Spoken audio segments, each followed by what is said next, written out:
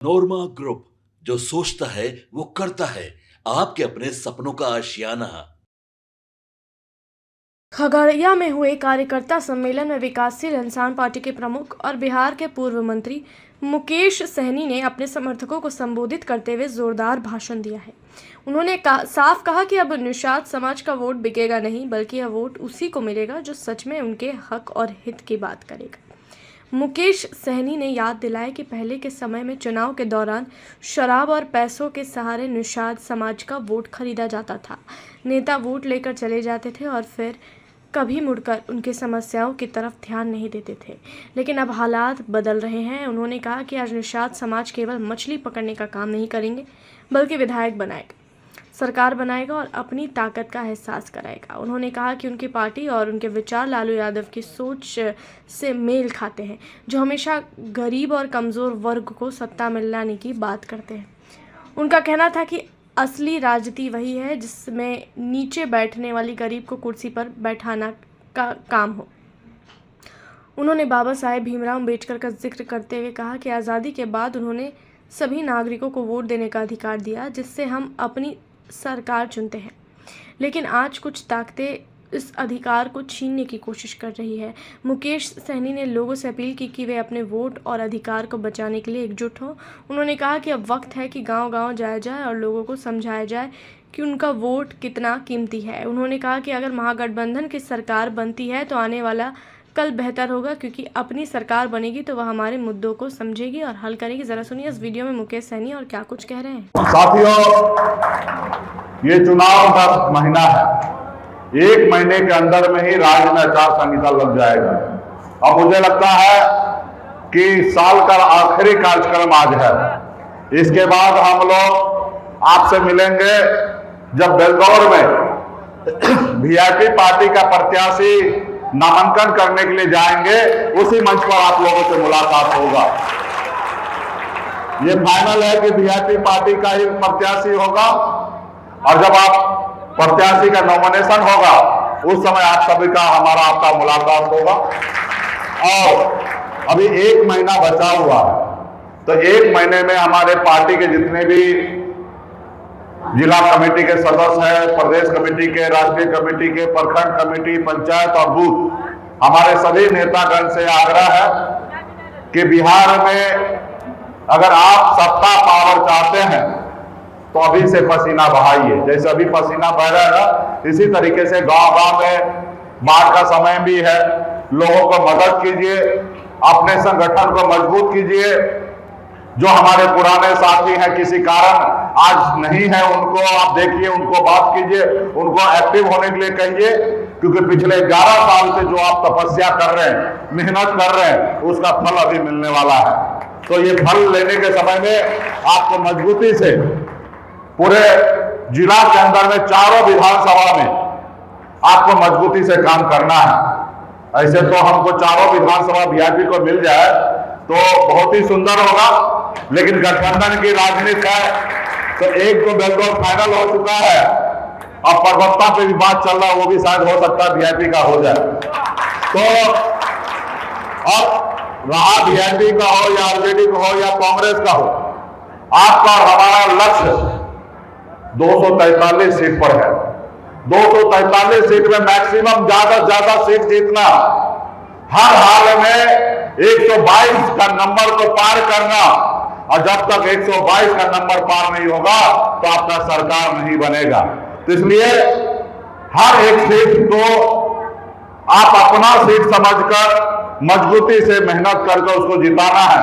तो इसलिए चाहे वो खगड़िया शहर का सीट हो जाए या अलौली का सीट है, वीआईपी नहीं लड़ रहा तो इसका मतलब वहां पे मेहनत नहीं करना, ऐसी बात नहीं है, वहां पे और ज्यादा मेहनत करना है। अरे जब वीआईपी पार्टी का बाराती होगा, दूल्हा होगा, तो सब लोग तो काम करवे करेंगे, और जहां पे वीआईपी का दूल्हा नहीं होगा तो शायद वहां पे थोड़ा सा ज्यादा टफ होगा, तो वहां पे सबसे ज्यादा मेहनत करना पड़ेगा। जहां वीआईपी पार्टी का प्रत्याशी हुआ वहां पे जो 11 साल से खून पसीना बहा रहे हैं वो थोड़े मेहनत करने में पीछे हटेंगे, लेकिन जहां पे वीआईपी पार्टी का प्रत्याशी नहीं होगा, महागठबंधन का प्रत्याशी होगा, वहां पे ज्यादा मेहनत करना है। तो मेरा जितने भी हमारे पुराने साथी नेतागण यहाँ पे उपस्थित है, आप सभी से यही आग्रह है कि 1 महीना तक आप अपने घर पे मत रहिए। 7 प्रखंड है, 7 प्रखंड में घूमिए और एक एक वोट महागठबंधन में कैसे जाए इसके लिए सुनिश्चित कीजिए। तो इसके लिए पार्टी के लिए हमने कह दिया है। अभी हमारे साथी ने कहा स्कूल का व्यवस्था या स्वास्थ्य व्यवस्था अच्छा नहीं है, ये बात सही है। बिहार में शिक्षा और स्वास्थ्य ये बहुत ही खराब है और इसको ठीक करने के लिए सरकार को कुछ अच्छा, कुछ बहुत बड़ा पहल करना पड़ेगा। जैसे जनप्रतिनिधि हैं, चाहे वो विधायक हो, सांसद हो, पहले 10वां क्लास तक अपने बच्चे को सरकारी स्कूल में पढ़ाएंगे तो मुझे लगता है स्कूल का हालत सही हो जाएंगे।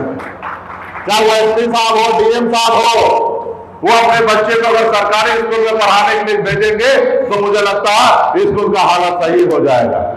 उसी तरीके से जितने भी सरकारी नौकरी में काम करने वाला, जितने भी जनप्रतिनिधि, चाहे मुखिया वार्ड हो या सांसद विधायक हो, जब अपने परिवार का अपना इलाज सरकारी हॉस्पिटल में करने लगेंगे तो मुझे लगता है कि सरकारी हॉस्पिटल भी सही हो जाएगा। तो आने वाला समय में हम लोगों का मुख्य लड़ाई यही है कि आपको अपना अधिकार मिले। सरकार का मतलब होता है आपके दुख सुख में खड़ा रहना, और खास करके गरीब को क्या चाहिए? अच्छे एजुकेशन चाहिए ताकि उसका बच्चा पढ़ लिख कर बड़ा आदमी बन सके। गरीब को क्या चाहिए? गरीब को इलाज चाहिए। अगर उसको बीमार पड़े तो उसको सरकारी खर्चे पे अच्छे से इलाज हो जाए। पैसे वाले के पास तो बहुत ऑप्शन है, बंबई दिल्ली जाके इलाज कराएंगे। पैसे वाले के पास बहुत ऑप्शन है कि अपने बच्चे को लंदन भेजकर पढ़ाएंगे। लेकिन गरीब के लिए क्या है? गरीब के लिए सरकारी स्कूल और सरकारी हॉस्पिटल ही है। तो इसलिए हम लोग आने वाले समय में, हम खुद एक गरीब का बेटा है, पिताजी मछली मारते थे, ऐसे घर में जन्म लिया। हमने गरीबी नजदीक से देखा है। लोग कहते हैं अपने दिल से जाना हुआ है दिल का हाल। मैंने गरीबी देखा है। अब मुझे पता है कि हमको जब मौका मिलेगा तो हमको पहला काम क्या करना पड़ेगा। तो इसलिए साथियों, मजबूती से बिहार में खास करके गरीब पिछड़ा के अधिकार के लिए हम लोग लड़ाई लड़ने वाले हैं। आज हमको सिर्फ पावर में रहना, पैसा कमाना रहता तो आज मैं मुंबई में रहता, बिहार नहीं आता। अगर मुझे सिर्फ पावर में रहना होता तो मोदी जी और अमित शाह जी का जयकारा करता, आज मैं भारत सरकार में मंत्री रहता। लेकिन नहीं, हम उस कुर्सी पर बैठेंगे जिस कुर्सी पर बदलाव ला सकते हैं। अगर बदलाव नहीं ला सकते हैं तो ऐसे कुर्सी को लात मार देंगे। जो कुर्सी से बदलाव नहीं आ सकता, ऐसे कुर्सी पर सन्ना पल्ला नहीं बैठेगा। तो इसके लिए तमाम हमारे पार्टी के कार्यकर्ता, आप जान रहे 11 सालों से किस तरीके से हम लोग मेहनत कर रहे हैं, किस तरीके से आपका दुश्मन जो है कैसे आपको कमजोर करने में लगा हुआ है। तो इसके लिए आपको मजबूती से लड़ाई लड़ना है। आज देखिए, बाबा साहब भीमराव अम्बेडकर ने जो आपको वोट गिराने का ताकत दिया, आज वो वोट का ताकत जो है ये भाजपा वाला छीनने का कोशिश कर रहा है। पहले ये देश गुलाम था, अंग्रेज का शासन था। आपके पूर्वज, हमारे पूर्वज ने 250 साल तक लड़ाई लड़ा, तब जाके देश आजाद हुआ। और आजादी के बाद इस देश में एक लोकतंत्र आया। बाबा साहब भीमराव अम्बेडकर ने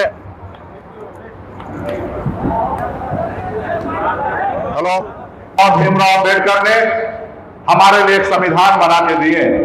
पहले राजा महाराजा हुआ करता था और राजा के घर में रानी के कोख से जो बच्चा जन्म लेता था वही राजा बनता था। लेकिन बाबा साहब भीमराव अम्बेडकर ने संविधान बनाकर बताया कि अब राजा का बेटा राजा नहीं बनेगा, रानी का बेटा राजा नहीं बनेगा। अब इस देश का राजा वो बनेगा, चाहे वो गरीब किसान का बेटा हो या मजदूर का बेटा हो या एक मछुआरा का बेटा हो, अपने वोट का दम पर इस राज्य का मुख्यमंत्री और देश का प्रधानमंत्री बनेगा। आपको वोट गिराने का ताकत दिया, चाहे वो गरीब का बेटा हो या रतन टाटा हो या अंबानी हो, सबका वोट एक समान है साथियों। और आपको आज वोट का ताकत दिया है जब आप समझदार नहीं थे तो आपका वोट लोग खरीदता था और मालिक बन जाता था। जब आज आप समझदार हो गए, आज सवाल जवाब आप करने लगे हैं, तो ये भाजपा वाला क्या कर रहा है? आपका वोट चोरी करने के लिए सोच रहा है। आज आपका किसी भी तरीके से आपका वोटर लिस्ट से नाम कटाने का कोशिश कर रहा है ताकि आप वोट नहीं दोगे और ताकि वो चुनाव जीत जाए, ऐसी रणनीति बना रहा है। तो इसको लिए हम लोग मजबूती से सफल करेंगे और हमारा एक एक कार्यकर्ता को कहना चाहेंगे कि ये वोटर लिस्ट का जो संशोधन हो रहा है, आप लोग अपने अपने गांव में, अपने अपने टोला में, अपने अपने बूथ पर सुनिश्चित कीजिए कि कोई आपका भाई, आपका रिश्तेदार, आपके माता बहन का नाम न कट जाए। आप मजबूती से बाबा साहब भीमराव अम्बेडकर जो शक्ति दिया है, वो ताकत के अनुकूल अपने राज्य में अपनी ताकत को बढ़ाइए। आज आपको हमको वोट गिराने का अगर अधिकार नहीं मिलता तो क्या एक गरीब का बेटा लालू प्रसाद यादव जी बिहार का मुख्यमंत्री बनते? नहीं बनते कभी साथियों। एक गरीब का बेटा, एक नाई का बेटा कर्पूरी ठाकुर जी, अगर आपको वोट गिराने का अधिकार नहीं होता तो कर्पूरी ठाकुर जी बिहार का मुख्यमंत्री नहीं बनता। अगर हमको दलित भाई को वोट गिराने का अधिकार नहीं मिलता तो क्या स्वर्गीय रामविलास पासवान जी इस देश के बड़े नेता होते?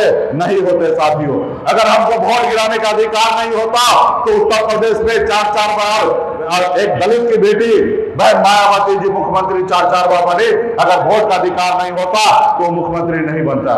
आज अगर हमको वोट का अधिकार नहीं मिलता होता तो क्या आपको लगता है कि 2020 में सना मल्ला मंत्री बनता?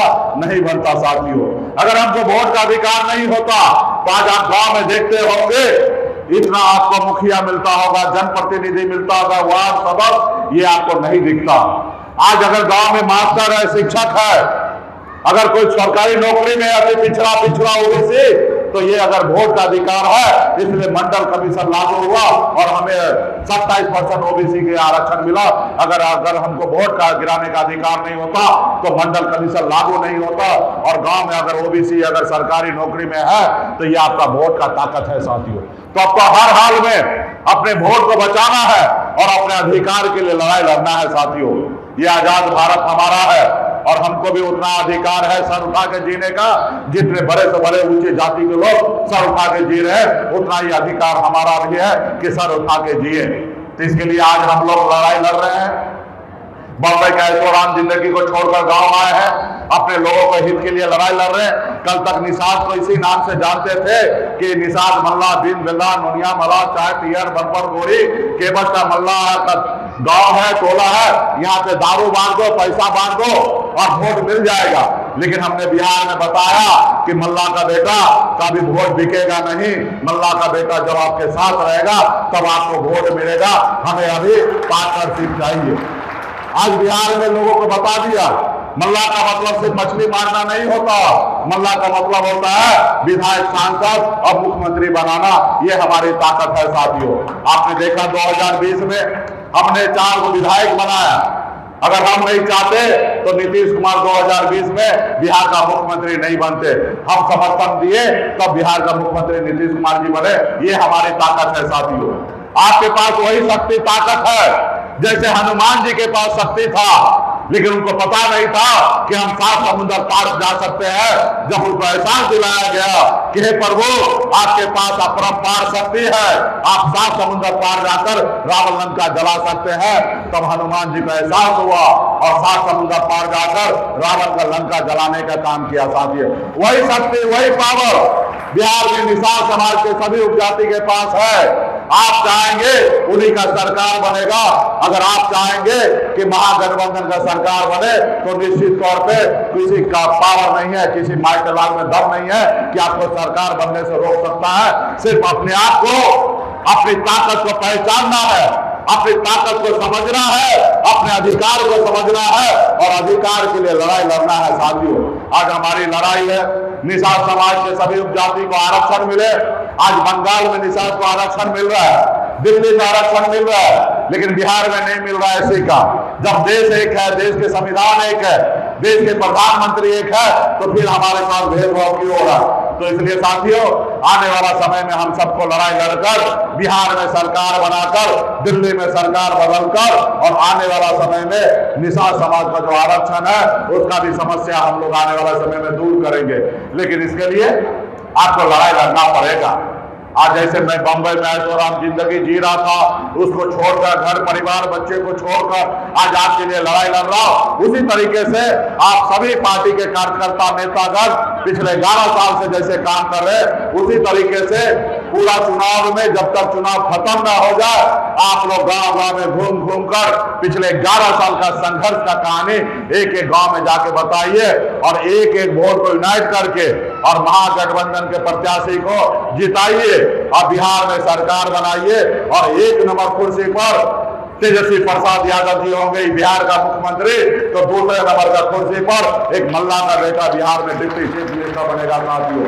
तो इसके लिए आप सभी को डबल ताकत से लड़ाई लड़ना है, मेहनत करना पड़ेगा, खून पसीना बहाना पड़ेगा। बिहार का सिंहासन इतना आसानी से मिलने वाला चीज नहीं है साथियों। अगर मिलना रहता तो आजादी के 77 साल हो गया, आपको पहले मिल गया होता, लेकिन ये इतना आसानी नहीं है। बिहार का 12 करोड़ के भविष्य के बारे में आपको सोचने का मौका यूं ही नहीं मिलेगा। उसके लिए संघर्ष चाहिए साथियों, संघर्ष चाहिए। और जिस तरीके से पिछले 11 सालों से आप लोगों ने, हम लोगों ने मिलकर संघर्ष किया, बिहार नहीं पूरे देश में हमने अपनी पहचान बनाया, उसी तरीके से इस राज्य में अभी मौका मिला है 2025 में अपनी सरकार बनाइए और निश्चित तौर पे आपका आने वाला समय जो होगा वो कल आपका बेहतर होगा। क्योंकि हम लोग लालू प्रसाद यादव जी का विचारधारा वाले लोग हैं। लालू जी का विचार है यही है, जो जमीन पर बैठा है उसको उठाओ और कुर्सी पर बैठाने का काम करो, गरीब को न्याय दो, ये हम लोगों का विचार है। जब आदरणीय लालू प्रसाद यादव जी आए, शिक्षा चौपट था तो वहां पे चरवाहा विद्यालय खोलकर एक भैंस चराने वाला, गाय चराने वाला, बकरी चराने वाला, मछली मारने वाला को भी जब मौका मिलता था, जहां मौका मिलता था वहां पढ़ लिखकर कम से कम नाम, पता, गांव लिखना उनको आने लगा साथियों। ये लालू जी का विचार है। इसलिए आने वाला समय में हम लोग का सरकार बनेगा तो निश्चित तौर पे आप लोगों को बहुत विशेष ध्यान दिया जाएगा। तो हमारे जितने भी पार्टी के नेतागण हैं, जिला अध्यक्ष है, जिला के पदाधिकारी है, प्रदेश पदाधिकारी है, जिला प्रभारी नवीन जी है, मुखिया जी है, आप सभी को बहुत बहुत धन्यवाद देता हूं कि आप लोगों ने अच्छा कार्यक्रम किया है। लेकिन अभी बैठना नहीं है, हमारे मंच पर बड़े बड़े चेहरा नजर आ रहे हैं, मंत्री जी भी नजर आ रहे हैं। सभी लोगों को गांव में निकलना है और 1 महीना में हर प्रखंड में 2-3 गाड़ी का व्यवस्था कीजिए और हर प्रखंड में घूमिए। आपके पास संसाधन है, आप काम कीजिए, नहीं है तो हमको कहिए, हम गाड़ी घोड़ा मुहैया कराते हैं और पूरा एक एक गांव और बिहार में सरकार बनाने के लिए गिरे। इसके लिए गांव गांव में जाके अपनी कहानी बताइए और बहुत धन्यवाद देता हूं कि आप लोग आज कार्यक्रम किए हैं और बेलदौर का निमंत्रण तो दे ही दिए हैं। तो बेलदौर में फाइनल है, वीआईपी पार्टी का प्रत्याशी होगा और जब प्रत्याशी का नॉमिनेशन होगा उसमें हम लोग आएंगे। अब बाकी पे भी हम लगे हैं, हमारा तो इच्छा है 4 सीट वीआईपी का मिल जाए, लेकिन ऐसा नहीं होगा तो हम सब मिलकर 4 सीट कैसे जीतना है उस पर हम लोग ध्यान देंगे। अब पार्टी मजबूत आपके बीच के लोगों को आने वाला समय में मौका देंगे, जो चुनाव जीत सके उसके ऊपर हम लोग नजर बना के रखे हैं और बहुत जल्दी सर्वे का काम चल रहा है। सर्वे के बाद रिपोर्ट आ जाएगा, उसके बाद प्रत्याशी का नाम आप लोगों के बीच में हम लोग घोषणा करेंगे। तो बहुत बहुत धन्यवाद जितने भी नेतागण हैं, माता बहन है, आपसे विशेष आग्रह है कि अगर इस संसार में अगर आपके पास जो समस्या है, तकलीफ है, अगर उससे दूर अगर जाना चाहते हैं तो आपके पास मात्र एक विकल्प है कि आप 1 रोटी कम खाइए लेकिन अपने बच्चे को पढ़ाइए, लिखाइए, काबिल बनाइए। जब तक समाज शिक्षित नहीं होगा तब तक समाज आगे नहीं बढ़ेगा। इसलिए सभी जाति, सभी धर्म के लोगों से आग्रह है कि अपने अपने बच्चे को पढ़ाइए, लिखाइए, काबिल बनाइए और जब वो काबिल बन जाएगा तो निश्चित तौर पे मुकेश सहनी जैसे मंच पर खड़ा होकर अपने अधिकार की बात करेगा। अगर वो बुर्बक होगा, पढ़ा लिखा काबिल नहीं होगा तो इस देश में चालाक लोग हैं उनको हमेशा गुलाम बना के रखेगा। अगर जब हमारा समाज पढ़ लिख लेगा तो उसको कोई गुलाम नहीं बनेगा, वो शासन करने वाला व्यक्ति बनेगा। और जब तक पढ़ा लिखा नहीं होगा तो आपको दूसरे के खेत में मजदूरी करना पड़ेगा, आप लाचार रहिएगा। तो इसलिए आने वाला समय में अपने अधिकार के लिए लड़ाई लड़िए और अपने बच्चे को पढ़ा लिखा के काबिल बनाइए। बहुत बहुत धन्यवाद। और सभी के लिए भोजन बना हुआ है, भोजन उजन करके जाइएगा। बहुत बहुत धन्यवाद। आप लोग जहां से आए हैं और नेतागण से आग्रह है कि जो लोग जहां से आए हैं सुनिश्चित सही से वहां तक घर तक पहुंचे, इसके लिए भी आप लोग ध्यान रखिएगा। बहुत बहुत धन्यवाद आप सब। कार्यक्रम के अंत में उन्होंने कार्यकर्ताओं से वादा किया कि अगर सब लोग मेहनत करेंगे और महागठबंधन को जिताएंगे तो बिहार में बदलाव ज़रूर आएगा। उन्होंने कहा कि यह बदलाव सिर्फ राजनीति में नहीं है बल्कि हर घर के जीवन में दिखेगा। उन्होंने विश्वास भी जताया कि निषाद समाज और गरीब वर्ग की एकजुटता ही उनकी सबसे बड़ी ताकत है और इसी ताकत से वे बिहार में नई दिशा देंगे। अब देखते हैं इस मामले में आगे और क्या कुछ अपडेट आता है।